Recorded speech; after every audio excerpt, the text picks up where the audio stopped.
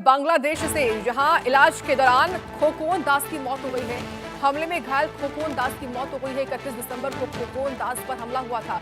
कट्टरपंथियों ने खोकोन दास को आग के हवाले कर दिया और अब देखिए दुख की बात यह कि उनकी मौत हो चुकी है, उनकी मृत्यु हो चुकी है। हमले में घायल खोकोन दास की मौत हो चुकी है। 31 दिसंबर को उन पर हमला हुआ था और आज उनकी मौत हो चुकी है।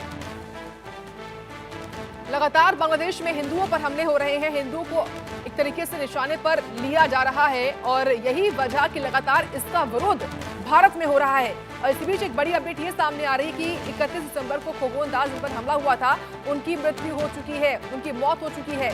कट्टरपंथियों ने ही खोकोन दास को आग के हवाले किया था और उनको उस अवस्था में अस्पताल लाया गया, उनका इलाज चल रहा था, लेकिन वो फिलहाल जिंदगी की जंग हार चुके हैं, उनकी मौत हो चुकी है। तो लगातार जो अल्पसंख्यक है यानी कि जो हिंदू हैं बांग्लादेश में, उनको टारगेट पर लेकर उन पर हमले हो रहे हैं, उनको आग के हवाले किया जा रहा है।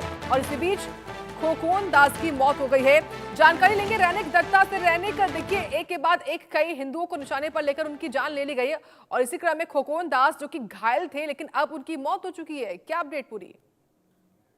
हाँ, एकदम ही देखिए 31 साल का हिंदू लड़का इनके खिलाफ में इनके ऊपर जो हमले का घटना घटाया गया था उसके बाद ही इनको अस्पताल में भर्ती किया गया था और भर्ती होने के बाद आज सुबह ही इनका मौत होने का जो खबर वो बांग्लादेश से सामने आ रहा है। खोकोन दास वो 31 तारीख रात को घर लौट रहे थे। दुकान बंद करने के बाद वो जब घर लौट रहे थे ठीक उसी टाइम पर बहुत सारे लोगों की तरफ से एक मॉब की तरफ से इनको रोका गया था। रोककर इनके साथ पहले तो बातचीत किया जा रहा था। उसी दौरान झड़प चालू हुआ। झड़प के दौरान ही इनको पीटा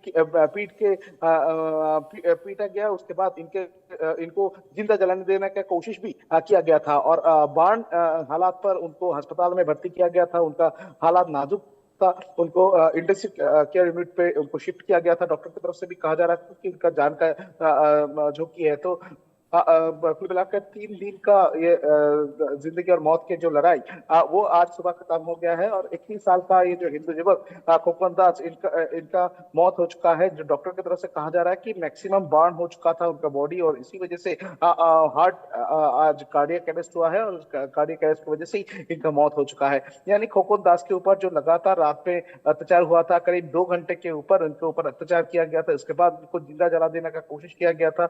जिंदा जलाने के टाइम पर खोकोन दास खुद को बचाने के लिए आग लगा हुआ हालात पर ही वो बाजू वाले जो तालाब थे उस तालाब पे वो कूद गए थे और उसके बाद ही उनको रेस्क्यू करके अस्पताल में ले जाया गया था। उसके बाद आज सुबह उनका मौत होने का जो खबर वो सामने आ रहा है।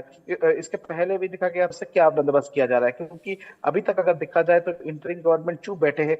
इंटरिम गवर्नमेंट की तरफ से कोई स्टेप नहीं लिया जा रहा है। इंटरिम गवर्नमेंट की तरफ से हिंदुओं के सुरक्षा को लेकर बयान दिया जा रहा है, मगर उनका सुरक्षा का इंतजाम जो है वो इंटरिम गवर्नमेंट नहीं कर रहा है। तो लगातार हिंदू संगठन जो है उनकी तरफ से प्रोटेस्ट किया जा रहा है बांग्लादेश में, मगर उसके बावजूद भी बांग्लादेश में हिंदुओं के ऊपर जो हमले का घटना वो लगातार बढ़ता हुआ नजर आ रहा है। ठीक है रैनिक, बहुत धन्यवाद विस्तार से बताने के लिए इस बड़ी खबर के बारे में।